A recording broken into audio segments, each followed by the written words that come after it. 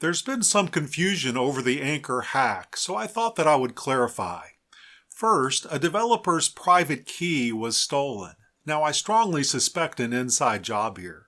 Why wasn't the private key kept in cold storage? One can buy a Ledger hardware wallet for $80. But ANKR claims that the private key was kept in a hot wallet and it was stolen. So it's possible that a virus on a developer's computer enabled a thief to gain administrator access to that computer, and it's possible that the thief was able to steal the private key from a hot wallet. But just having the private key wasn't enough. We have to believe that the thief knew how to use that private key. The thief had to know the private key could be used to mint ANKR liquid staking tokens.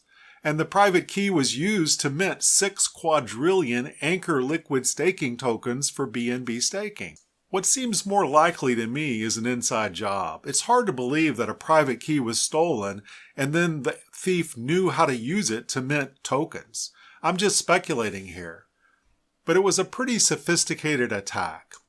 First, the ANKR minted 6 quadrillion ABNBC tokens, and then sold the ABNBC tokens for BNB, and then sold the BNB tokens for $5 million worth of USDC.